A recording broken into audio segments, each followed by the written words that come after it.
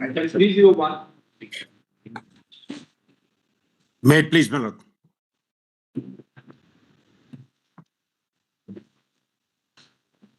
Yes. My lord, I appear for the State Bank. Yes. And my lord, we need a little more time to comply with your lordship's order. If your lordship is pleased to turn to page 76 of my application, my lord.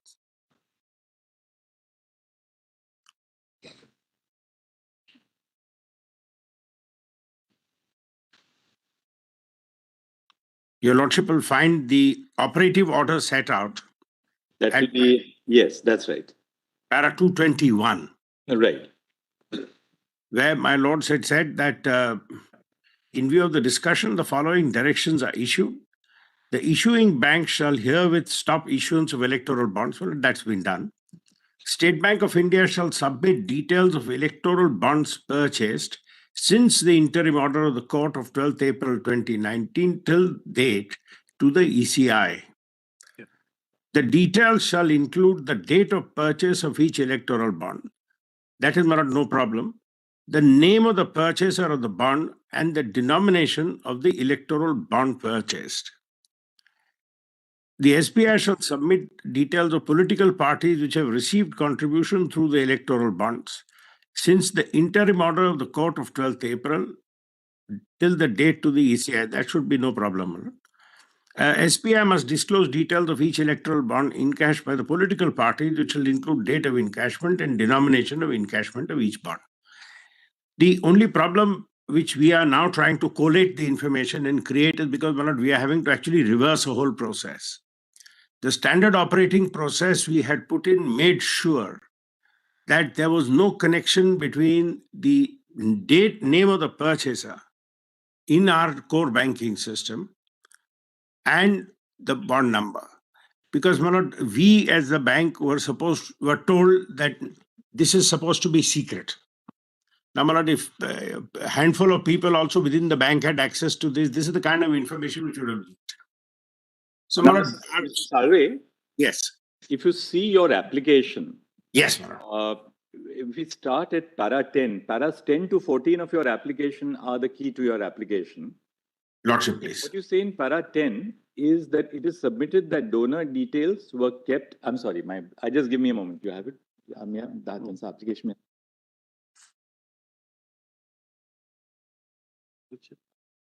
The MA.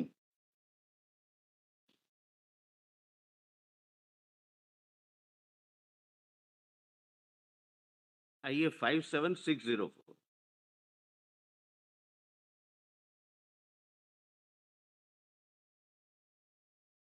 It is submitted that donor details. Yes, my lord. Just one. It is submitted that donor details were kept in a sealed cover at the designated branch, and all such sealed covers were deposited in the main branch of the applicant bank, which is located in Mumbai. Yes, ma'am. On the other end, each political party was required to maintain a designated account in any of the 29 authorized branches. It was only in this account that electoral bonds received by that party could be deposited and redeemed. At the time of redemption, the original bond, the pay-in slip, would be stored in a sealed cover and sent to the SBI Mumbai main branch. So what you are saying is that donor details were all sent to the SBI main branch. Redemption details were all sent to the the same branch, the SBI Central Main Branch in Mumbai. Yes.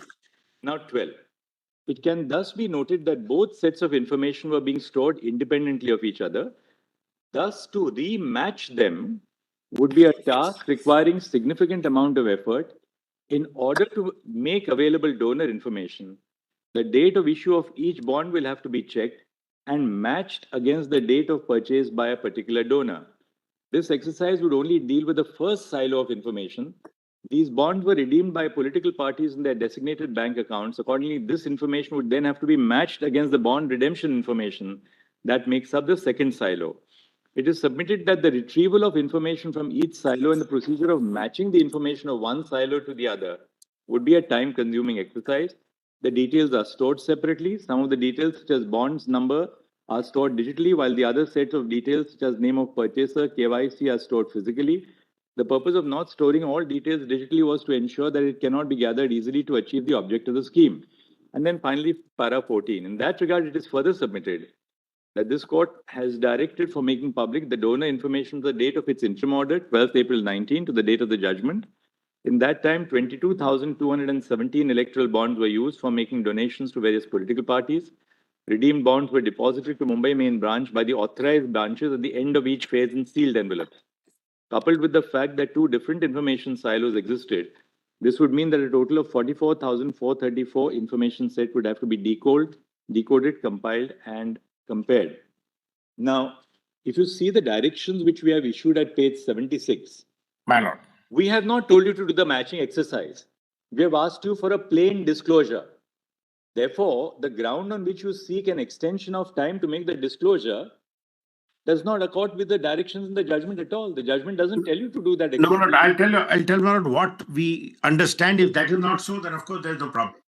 If your lordship is pleased to turn to para 221. But then you simply comply with the judgment. No, please turn to para 221. Your lordship's judgment? Page 76, right? 76, yes. SBI shall submit details of electoral bonds purchased since the interim order of the court. Well, no problem. No problem.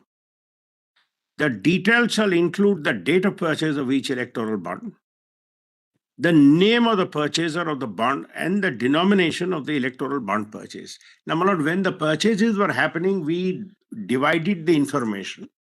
The name is kept at one place and the purchase is recorded at another place. But ultimately, everything was sent to the Mumbai Central main branch. All issuing branches for the political parties, there are only 24. Actually, there are 4. But insofar as the purchasers are concerned, everything has been remitted back to the Mumbai Central main branch. Except, I'm sorry, my lord, your lordship is right. It is not kept at one place because the reason, if your lordship just see then earlier para, my lord was pleased to see para 10. If your lordship just sees para 5 and 7, that's why the problem has arisen in this case. Para 5 said central government framed the electoral bond scheme, which provided that the information furnished by the buyer shall be treated as confidential, and the bank shall not be disclosed by any authority for any purpose. Now, my lord, we knew this is sensitive information, so a physical procedure was devised. You sort of did a KYC and you kept the name in that. And once that was cleared, then only the bond number was cleared, and then the bond number was used for further purchases. The money came to people who didn't know who the money was, who was the real name of the purchaser. They just knew this was a cleared account, so it came into a bond payment account, and from the bond payment account, it was given. And it was done precisely, Manoj, to prevent this kind of gossip coming out saying so-and-so has purchased so much. Now, Manoj, para 7, if you see the SOP, because this is not something we've done now, Manoj, this is the original SOP, said no details. Ultimately, even your FAQs, which were shown to us during the course of the hearing, Yes. the FAQs indicate that for every purchase, you have to have a separate KYC. Yes, we have that. We have that. Therefore, it's very clear that every time somebody made a purchase, a KYC was mandated. That one set of documents, namely the electoral bond application form, KYC documents, citizenship documents, and pay-in slips. Manoj, there's no issue. We have the details. For one Please don't particular- misunderstand me. Therefore, you have the details. No, I have the details. I'm sorry. I'm not saying it's not there. One minute, Mrs. Salve. Now, paragraph 10, you specifically say that all the purchasers' details have been kept in a sealed cover. Yes. In the main branch of the applicant bank. Correct, Manoj. Just have to simply open up the sealed cover and Manoj, collate the names and give the details. Manoj, As far what as is... paragraph 11 is concerned, you're saying that the donees' details are being kept in a sealed cover, envelope in a sealed cover. Open up the sealed cover and give the details. In fact, Tell Manoj where the only bit of information... if I'm not mistaken, the EC was asked to file an affidavit, which you in a sealed affidavit or details in a sealed envelope, which we have not opened. With regard to the donor details and other details during the course of hearing, which they may have filed. Manoj, my problem is this, Manoj. With respect, in fact, just responding to what my lord has said, there are I have full details of who purchased the bond, but that's put in one silo of information. I have full details of where the money came from, which is in a second silo. And I have a complete detail of which political party tendered how many bonds and who has been paid how much. That's a easy ask. That can be given straight away.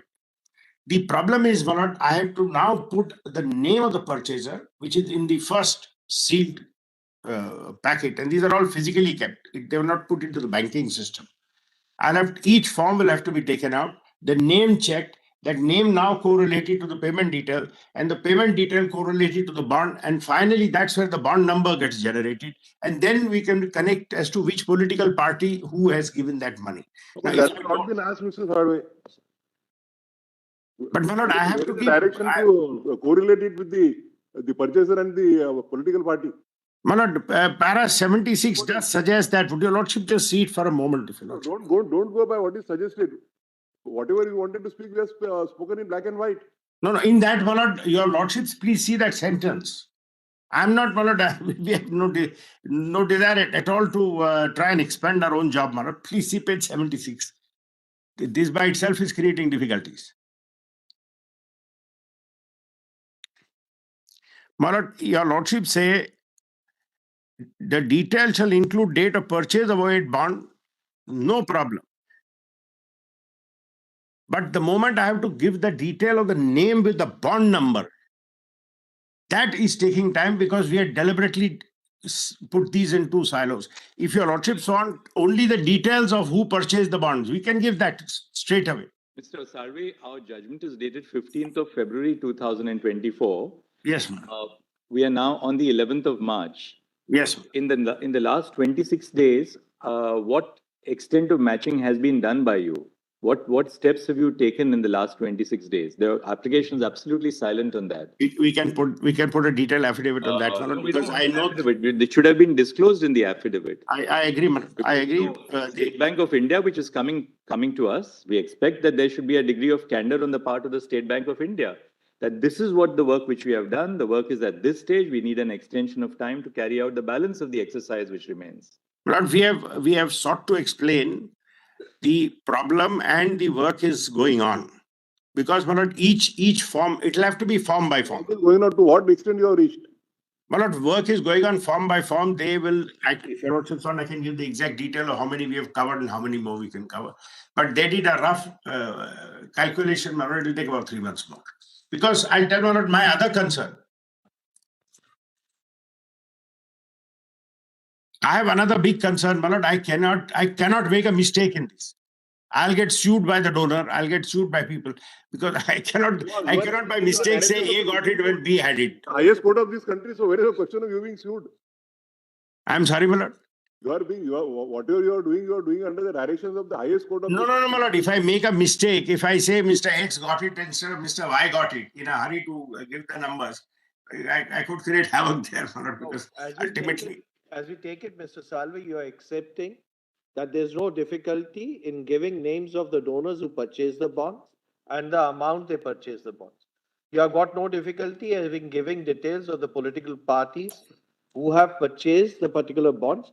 The only difficulty is matching the purchased bond with that. But 26 days, you must have carried out at least some, say, 10,000 bonds you have been able to collate, 5,000 bonds you have been able to collate. Quite frankly, what I saw, they were struggling with it. They were making charts which we saw were not matching. I'll tell you what has happened. No, I'll tell you candidly what has happened. If I'm not mistaken, it was pointed out to us that the bonds had some number which under some instrument they were able to. Yes. But that number. That's all has to be done. That number is not to be found in the application for purchase or in the first set of documents. The problem is that number, when number was generated, that number has been scrambled and put elsewhere, and that number has been kept secret. Now, putting that will require tracing it into each transaction. At the stage of the interim order, and I'm saying what happened at that time. The kind of information which your lordship asked was a macro information. So that is no problem. In pursuance of the interim order, Yes. Election Commission of India has filed, has filed details before us. Or whatever they have. In separate silos, if we can use that expression. Yes. The ministry has placed that, in secured custody with us. We'll direct them to open it here right now, because since we were deciding a point of constitutional validity, we didn't consider it necessary either during the course of the hearing or thereafter. So we can ask them to open it, and we'll ask the Election Commission of India to divulge whatever there is, and we'll ask SBI to then divulge what we have asked them to do. Yes, Manoj, we'll do it. We'll send it to before us. Your Lordship. Mr. Sharma, whatever has been placed by you before us, in compliance with the judgment, we will direct that to be open right now. And Your Lordship directed us to give it to the ECI. So we'll give it to the ECI, or Your Lordship want us to file it directly in court? I think better through the ECI. No, you, Mr. Salve, you comply with the order of the court. To give it to the ECI. Whatever ECI has placed in the court. Already. We will direct that to be open. We'll ask our court to make a copy of it, a digitized copy for the safekeeping of the court. And then we will return it back to the rest. We'll return it back to ECI for them to upload it on their website. But what ECI has already, there's no problem. We will give to the ECI as in the time, if you're not to give us 3 months, we'll go and give it to the ECI. And they, as and when they get it, they can upload it. We want to make sure we get every bond number right, every donor right. Because this otherwise is going to create havoc. For today, for donors who come and say, this is not my bond, I did not purchase this, you put the wrong number on my bond, I did not give to. There's no question of that. Once he's given the KYC, he's given the details, you also have the application. The application will be having the amount. No, I'm sorry, Manoj. I'm sorry. My concern is he purchased bond number X. I by mistake, I put his number as purchasing bond number Y. Now, X may have gone to political party A, Y may have gone to political party B. Why will that happen, Mr. Salve? Because I'll tell Manoj why. Because they haven't kept number one bank in the country. We expect them to be able to handle this. No, not expect to be handled. We were told make sure that this doesn't leak. So Manoj, the way we stored the information, the bond number did not get into the core banking system. If we had been told keep information on this basis, we would have devised our systems accordingly. If we had kept it like that, Manoj, any senior bank officer could have found out bond numbers and the whole thing would have been out in public domain. Who has how much, all these secrecy. Assistant General Manager files an affidavit in support of the application to the Supreme Court for modification and order of a constitution bench. It's a very serious matter when you ask for modification of an order. I accept that one. I accept that. I accept that. General Manager files an affidavit and tells us that, look, I'm finding it difficult. The information is maintained in 2 silos. No, but he has filed the affidavit because he's the man in the spot. He's the person who has to do this job. He's the level at which the accounts are kept. He said you must have the person who knows what he's talking about. So, Manoj, give us a little time, we'll do it. Ask for time.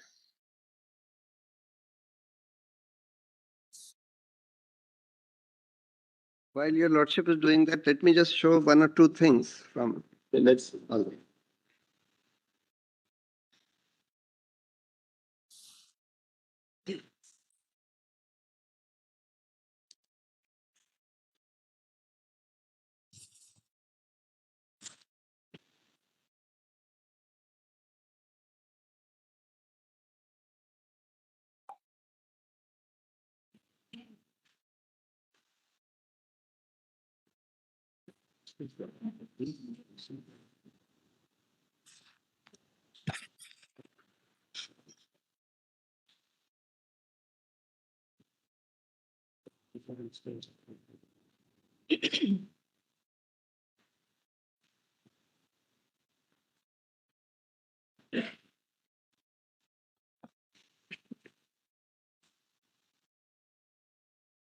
Not mistaken, earlier also you had given 1 envelope. At the time when the interim order was passed.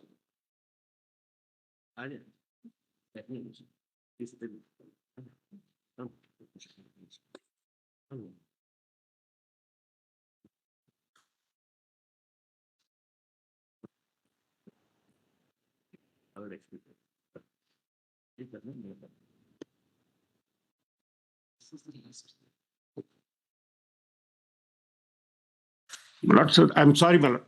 So that nothing is lost in translation.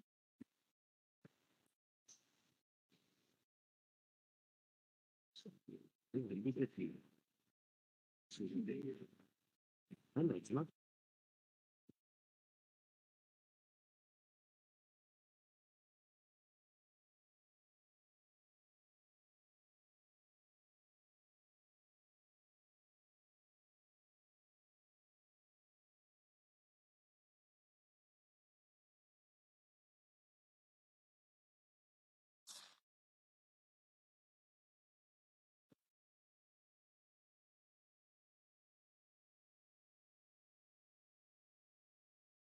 Then we'll follow that. My lord, I'm sorry, but I just wanted one clarification as we understand.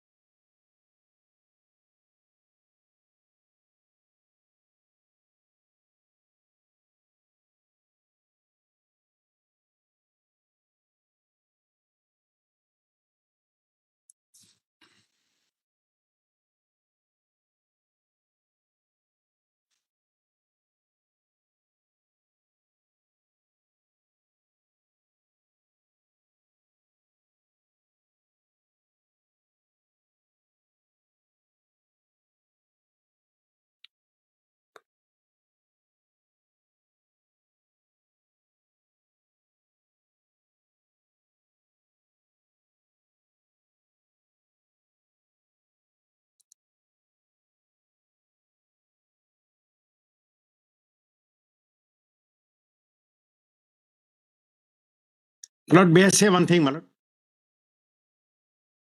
If your lordship turns to your lordship's operative order, there's one way which we may be able to resolve this. In B, your lordship say electoral bonds purchase, the detail will include the detail of purchase of electoral bond, the name of purchaser and the denomination. This is one part, my lord. This we have. We can get we can get this in 2-3 weeks. C,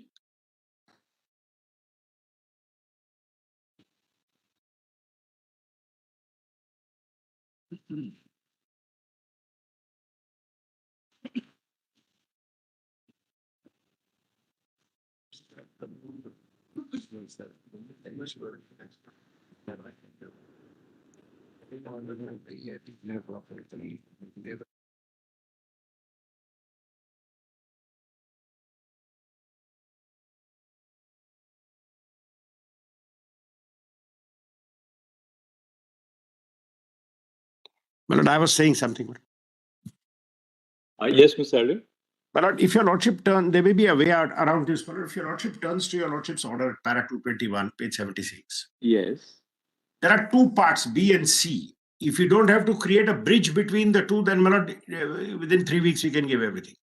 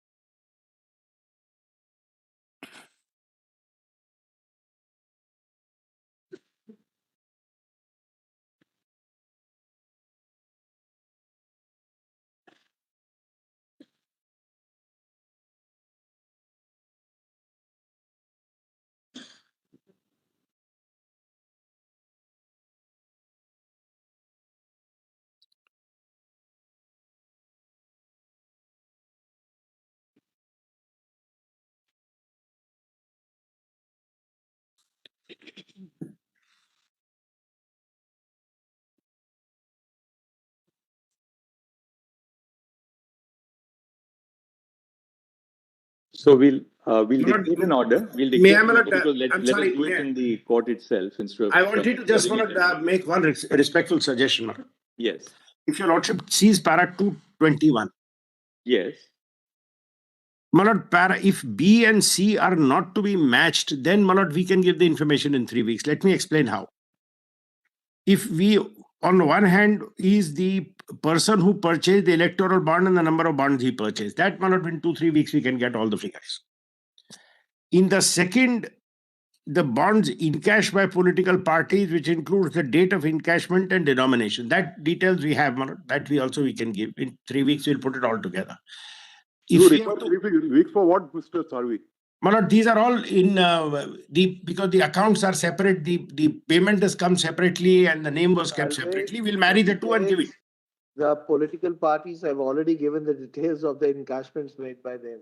Correct, my lord. So that in any case is there. As far as B is concerned, we can First give it. details also are already available with you. I'm sorry, my lord. You've Your been lordship. working on with regard to the purchases, the donors and the details of amount they have purchased. These details are already available.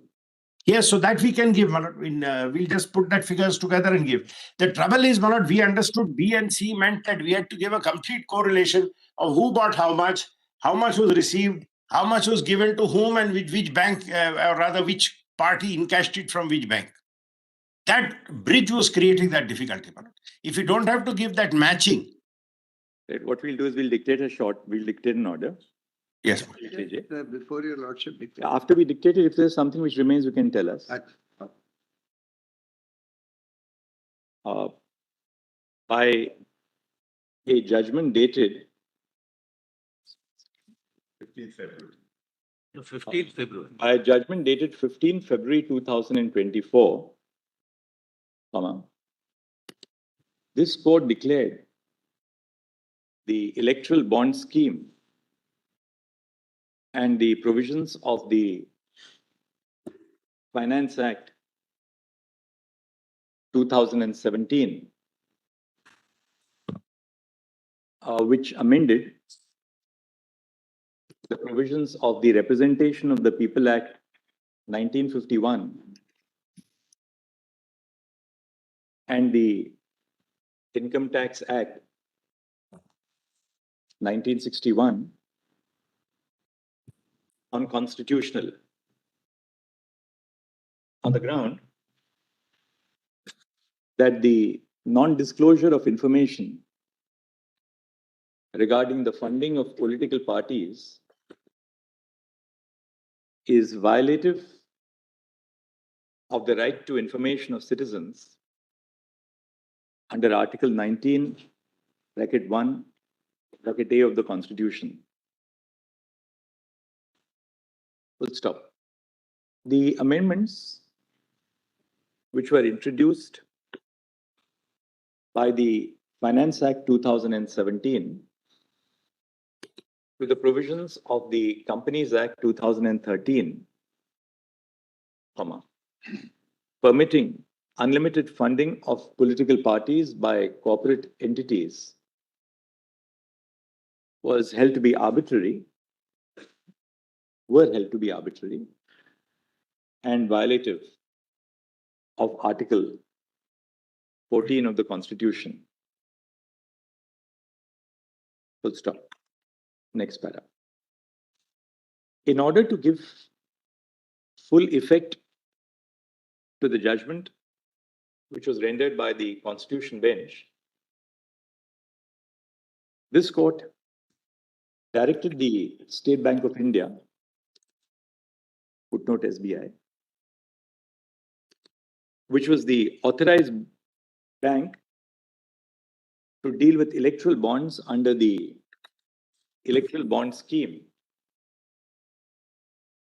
to submit details of the electoral bonds purchased by the contributors and redeemed by political parties between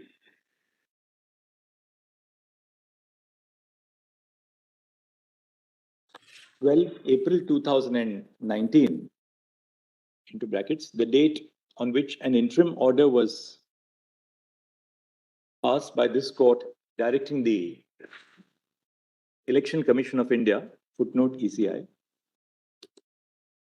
to collect details of the contributions, bracket, till 15 February 2024, bracket, the date of the judgment, full stop. This court directed SBI to submit the following details by 6 March 2024 to the ECI. A,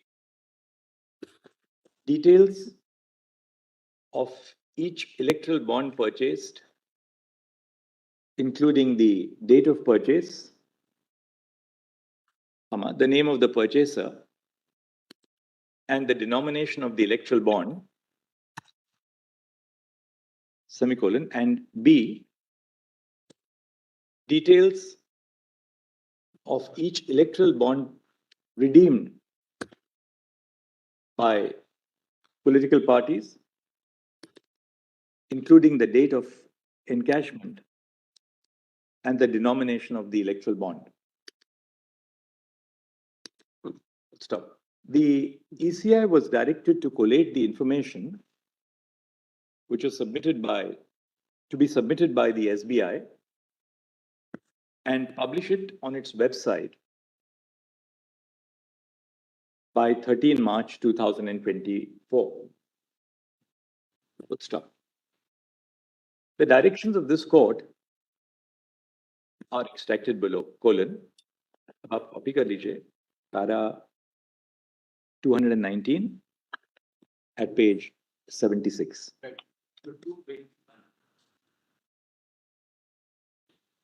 Para.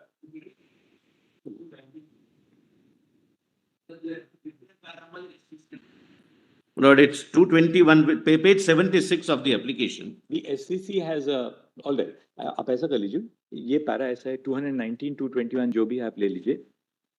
It may be on SCC online, it's 221. The para Yes. begins with the words, in view of our discussion above. Yeah, yes. ठीक है, the following directions are issued, and the last word which you will copy down is the purchaser's account. ठीक है?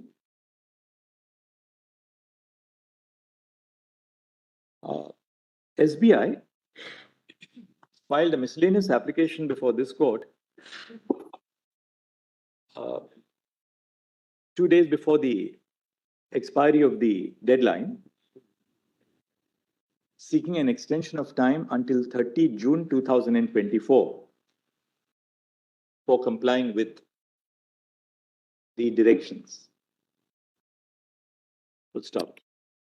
The petitioners before this court,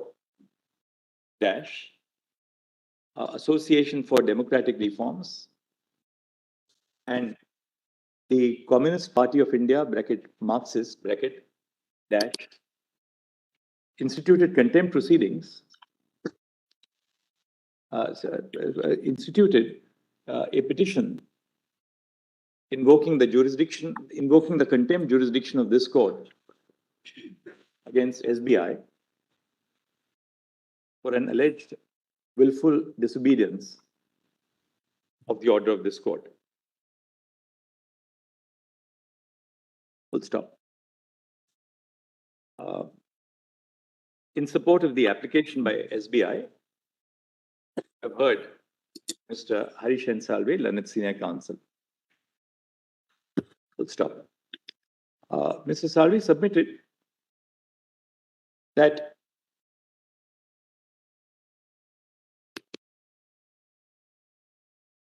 the information which was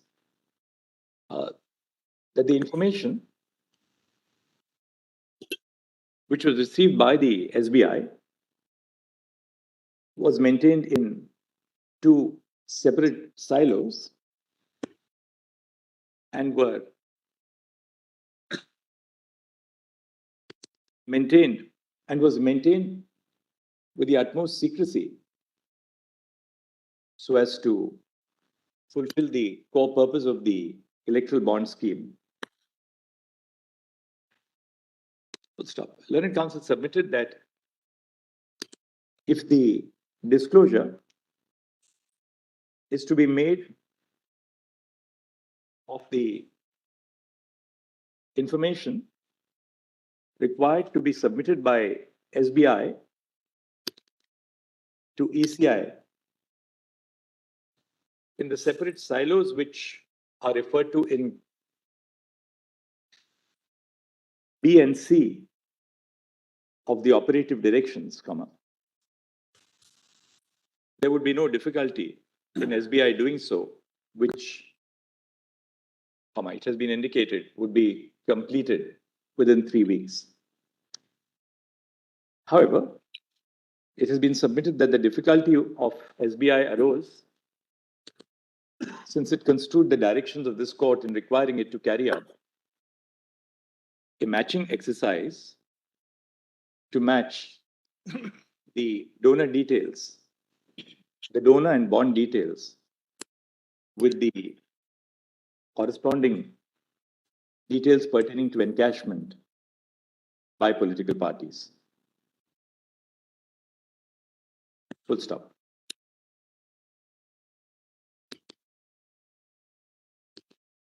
While evaluating the submission which has been made on behalf of SBI, a reference to some of the key aspects of the scheme would be in order at this stage.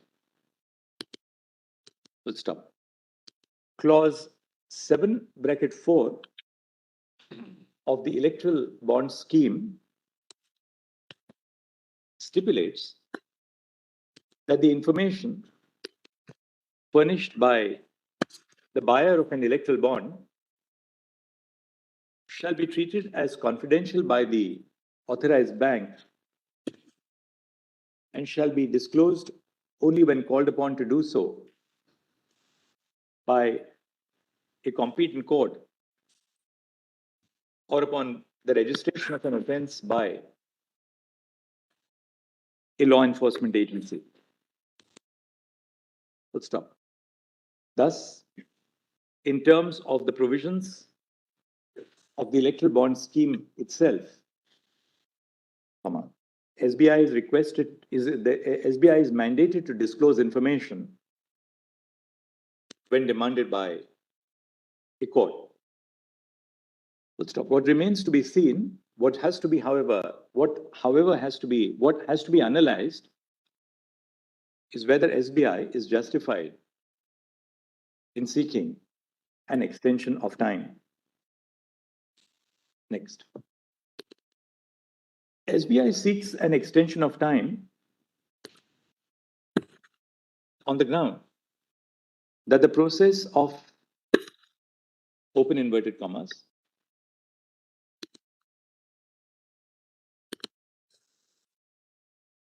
decoding the electoral bonds and matching the donor to the donations into inverted commas complete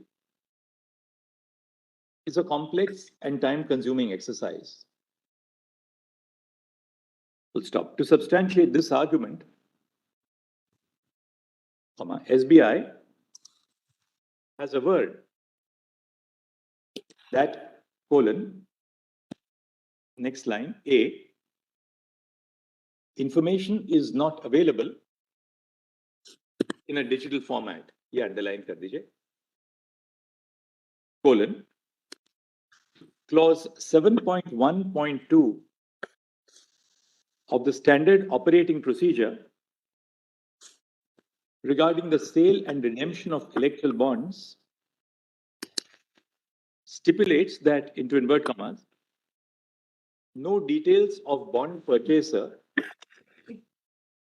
including KYC and other details, will be entered in the core banking system, into inverted commas complete.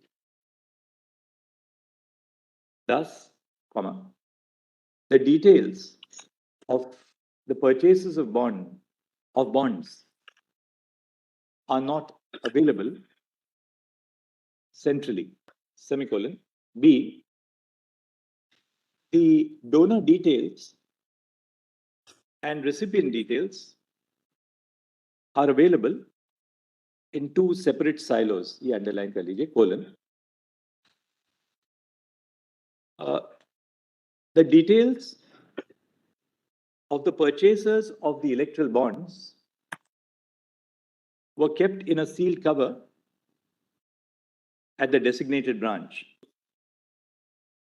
These sealed covers were deposited in the main branch of SBI in Mumbai at the end of each phase of the issuance of the electoral bonds. Full stop. The information on the redemption of electoral bonds, into brackets, that is the original bond and the pay-in slip, bracket, were stored in a sealed cover and sent to the SBI, Mumbai branch. Semicolon. C, matching of information in the two silos is a time-consuming process. Underline kar lijiye, colon. The matching of the information on the purchase and redemption of electoral bonds would be time-consuming since donor information and redemption information is maintained in two distinct silos independent of each other. Semicolon. D, there is a large There is a large number of data sets to decipher, underline, colon, a total of 22,000 odd, I'll give you the figure. 22,217. A total of 22,217 bonds were purchased between 12 April 2019 and 15 February 2024. Full stop. This would cumulatively add up to 44,434 data sets, since there are two silos of information. In other words, the compilation of this information would be a time-consuming process. Full stop. Next main para. The crux of the submission of the SBI is that the matching of information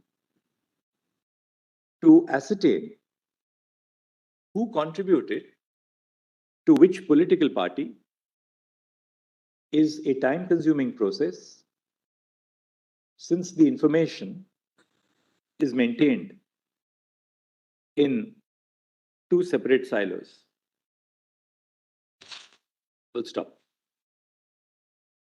Now, the operative directions which have been issued by this court, as reproduced earlier,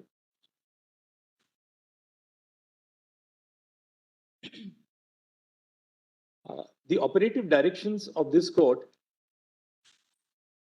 directed the SBI to disclose the transactions as set out in Direction B and Direction C extracted above.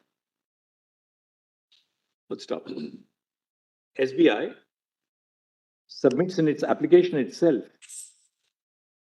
that the donor details and redemption details are available, albeit in separate silos. Full stop. In other words, the directions which have been issued by this court require SBI to disclose information which is already available to it. Next para. At this stage, it would be material to refer to the FAQs on electoral bonds published by the SBI, which states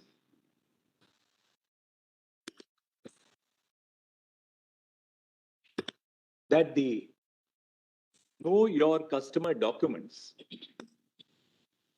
must be submitted by the purchaser each time that the bond is purchased, irrespective of whether the purchaser has a KYC verified SBI account. Full stop. That is, वहाँ footnote दे दीजिए और उसको FAQ question number 16 judgment से मैं आपको बाद में बताता हूँ कहाँ से लेना है आपको. That is one set of documents, into brackets, the electoral bond application form, KYC documents, and pay-in slip, can, bracket complete, can only be used to purchase one electoral bond. Full stop. Contributors who have an SBI account, as well as those who do not, have to submit the electoral bond application, Know Your Customer documentation, and proof of payment through NEFT, check, or demand draft. Full stop. Thus, the details of the electoral bonds which have been purchased and which have been directed to be disclosed by this court are readily available. Next. The FAQ, similarly, the FAQs on electoral bonds published by the SBI with respect to the redemption of bonds states that each political party can only open one current account for electoral bond redemption. Full stop. The current account could be opened by the political party only in 4 authorized branches in Chennai, Kolkata, Mumbai, and New Delhi. Full stop. There are 29, factually, nothing turns on that. All right. There are 29 authorized. designated branches. 29 designated branches. Yes. Full stop. They're in the 4 cities or other places also? No, all over the country. All over the country, brother. Not in these 4 places. Thus, information about a political party's encashment of electoral bonds would be stored only in these branches, which would be clearly accessible. Full stop.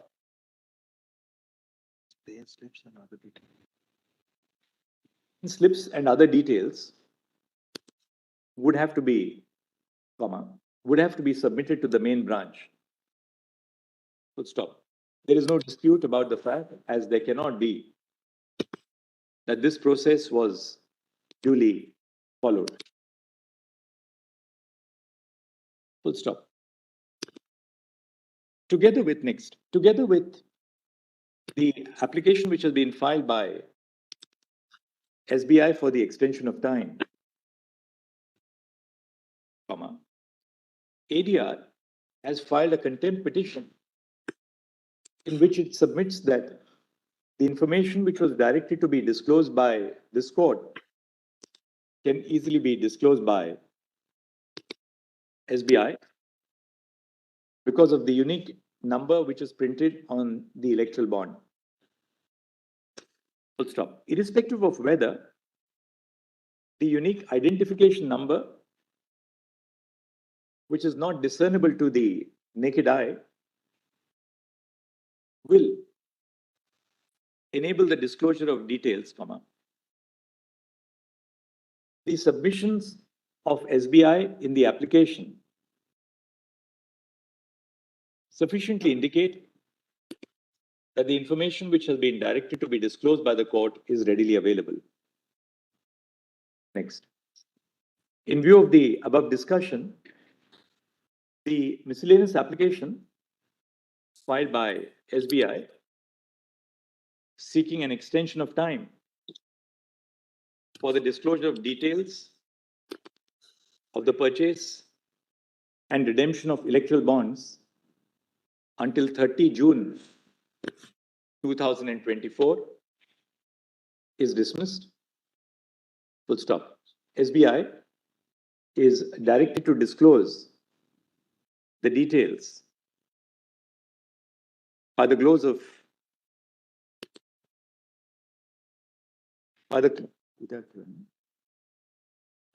the business hours, 12 March 2024. Full stop. As regards the ECI, we direct that ECI shall compile the information and publish the details in its official website no later than by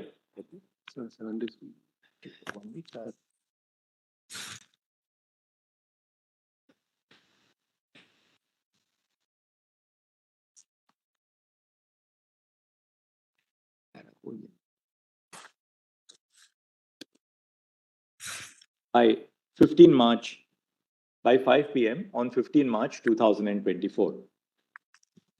Full stop. During the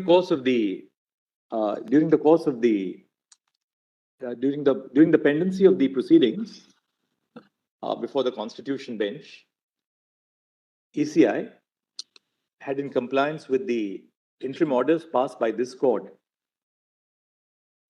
filed its statements which have been maintained in the custody of the court. Full stop. Copies of the statements which were filed by ECI before this court would be maintained in the office of the ECI. Full stop. ECI shall publish the details of the information which was supplied to this court in pursuance of the interim orders on its website. Full stop. The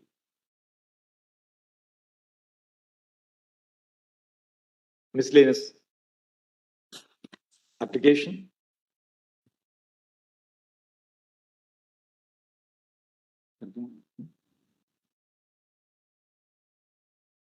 the SBI shall file an affidavit of its chairman and managing director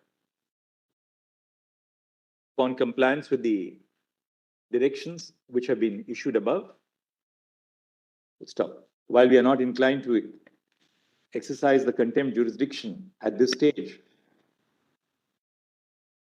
bearing in mind the application which was submitted for extension of time, we place SBI on notice that this court may be inclined to proceed against it for willful disobedience of the judgment if SBI does not comply with the directions of this court as set out in its judgment dated 15 February 2024 by the timelines indicated in this order. Full stop. The miscellaneous application for extension of time shall accordingly stand dismissed. Contempt petitions shall stand disposed of at this stage in the above terms. My lord, I just want to say one thing, my lord, because I don't want tomorrow to be again at the end of Mr. Prashant Bhushan's contempt. Your lordships have said disclose B and disclose C. The directions, we will disclose both of that. That is easy. Correlating the purchase with the beneficiary is not something which we are required to do. Then it's easy. When my lord, the Chief Justice dictated the order, it is very clear. There is no scope for any confusion in the what is dictated in the court. Lordship. We are grateful. Lordship, one other diary number, which is the contempt of matter related, diary number 11296. Lordship, please type. Yes.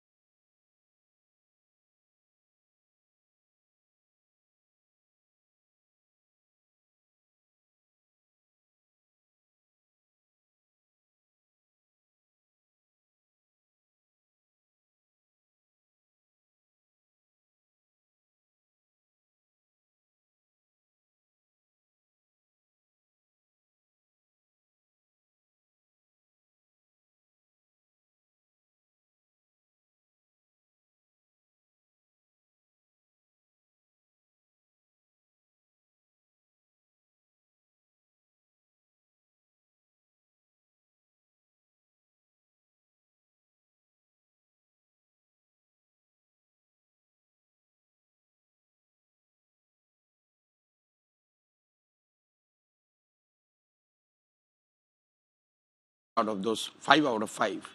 So that means BJP would have lost out of the final before the Lok Sabha elections. I don't see it as a semi-final, but definitely when you go with the win, it gives you an added advantage. At least psychologically, you have an advantage. To that extent, BJP has an advantage. But to draw a conclusive argument that because BJP has won 3 states, they are going to win Lok Sabha is not true. They were ahead any which way, even before these state elections. For any independent observer, BJP was well ahead of India Alliance, and that continues to be the case. But definitely these state elections would have added a bit more psychological, given a bit more psychological advantage to BJP. But I wouldn't draw a direct correlation between what has happened in these states versus what is going to happen in Lok Sabha elections. What do you think And are I'm the saying main... this both positively and negatively. Sure. What do you Because, think... see, it is quite possible that in assembly elections, where the vote percentage-wise Congress and BJP are looking closer, it could very well be the case that BJP would have an added advantage and the vote share will go up. But it can go the other way around as well. Sure. So we'll look at both probabilities in just a moment. The Congress in particular was quite caught off guard when the results finally came out. They were expecting, Prashant, a better performance, particularly in Chattisgarh and in Madhya Pradesh. You do your own parallel polling, you have your people all across the country. What's your sense of why Kamal Nath and Bhupesh Baghel were caught off guard by the end results? Because they thought their vote bank is intact, they thought they had a good chance of winning. Some of the BJP's initial internal polls also were showing the Congress in the lead. So when you break down this verdict, where do you think the Congress lost the plot and why? Well, I don't have first-hand experience, but just to make a small correction here, 4 or 5 months before the elections, I was talking to another media channel, and at that time I said on record that to my mind, whatever little understanding I have, BJP is ahead in Madhya Pradesh and Chattisgarh is going to be a close fight. We shouldn't be surprised if BJP pull it off. The reason being, in Madhya Pradesh, I don't think Congress as a unit was ever in position to fight and win. They may think whatever they might have thought, but they were not in contention. In Rajasthan, it was always clear. Chhattisgarh, a lot of people thought, because incumbents, especially the strong incumbents with the strong faces, always gives you this illusion that this person is invincible.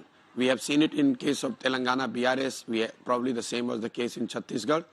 But you have to take note of a couple of things. In Chattisgarh, Congress was not very strong. Last time they won because of especially this paddy issue on which they catch the imagination, and BJP was caught off guard. But Congress could not repeat the performance in Lok Sabha. If you look at the Lok Sabha election result, which happened after 2/3 majority of Congress in Chattisgarh, they were literally wiped off.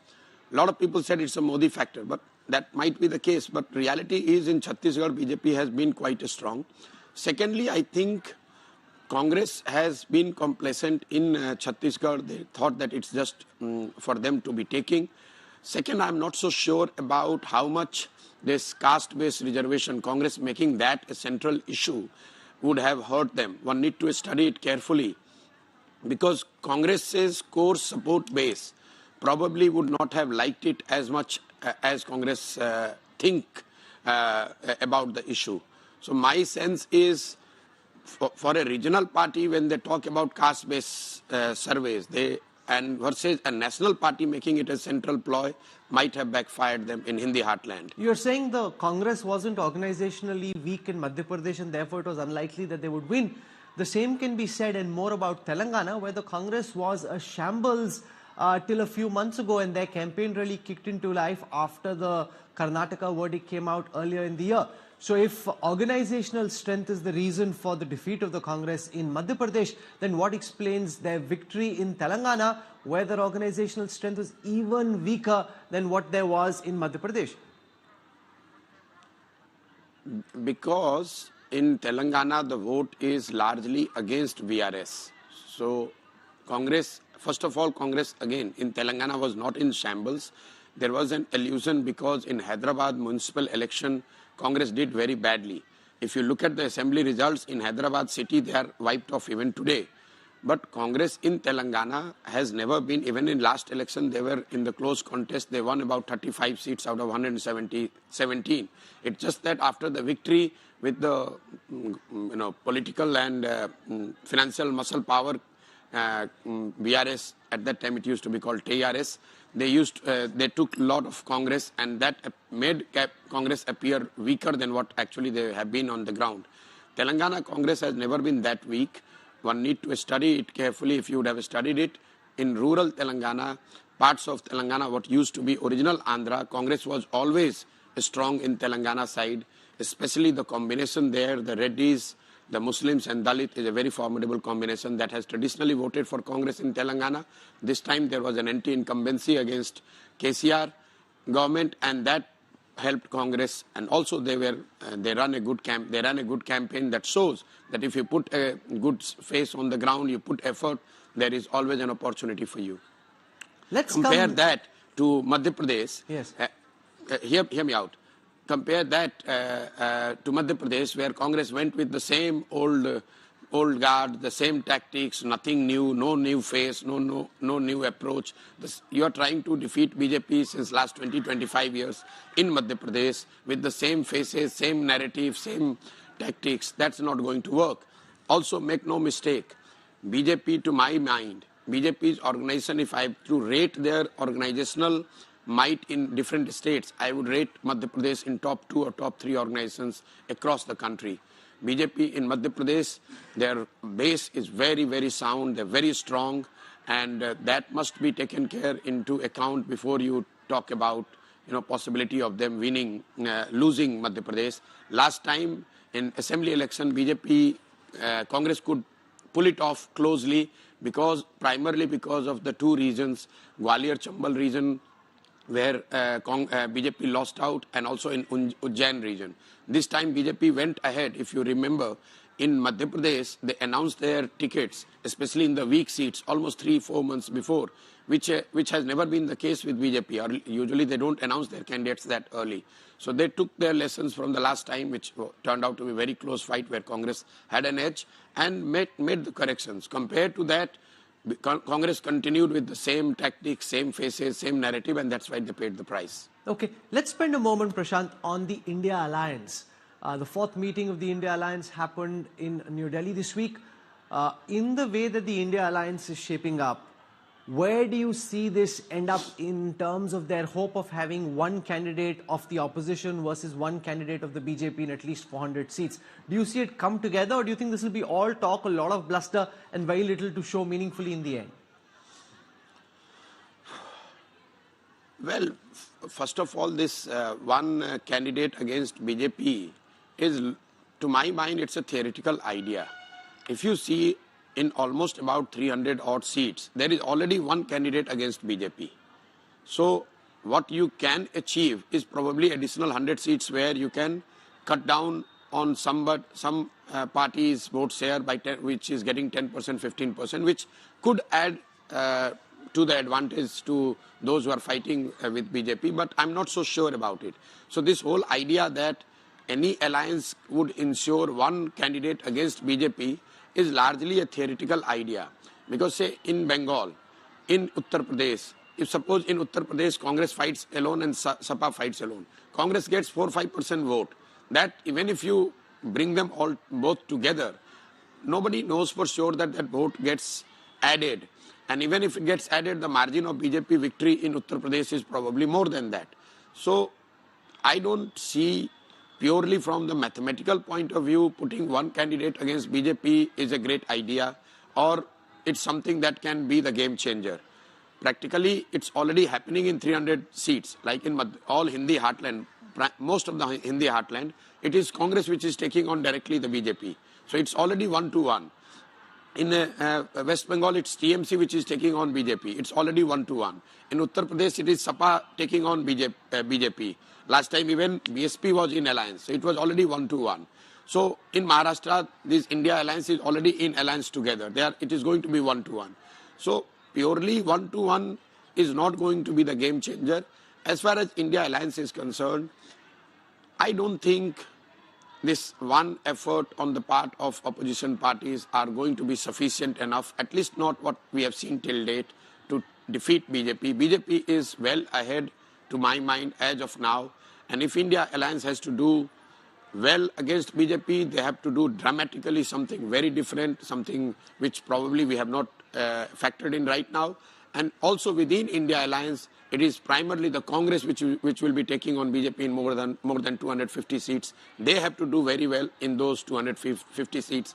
If they get the strike rate of 30-40%, then only BJP can be defeated. No, so what unless can be that Congress's game changer? strike rate against India alliance, I'm telling you, unless Congress's strike rate, forget about India alliance, the end of the day, unless Congress's strike rate vis-a-vis BJP goes above 30%, there is no chance for any alliance against BJP, because it's Congress which is taking on BJP in 250 odd seats.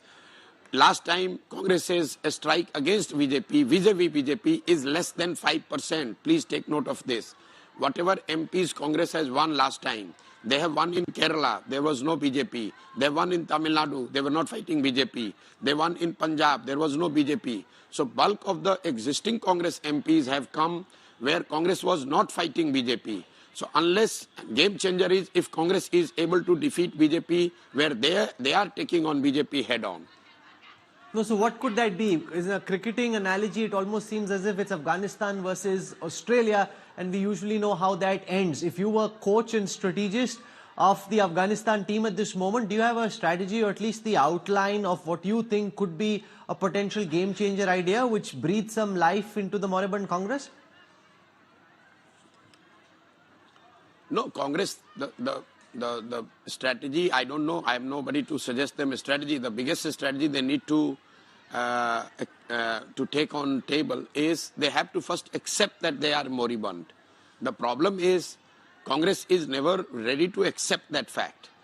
Whenever I have dealt with them 2 years back, now I'm no longer dealing with them, but they simply, so long you continue to refuse and live in denial, you're not going to get better results. The problem is not that there is no better strategy to take on BJP. The problem is Congress doesn't want to accept that they are moribund and they need to do things differently. Exactly what I told you in Madhya Pradesh.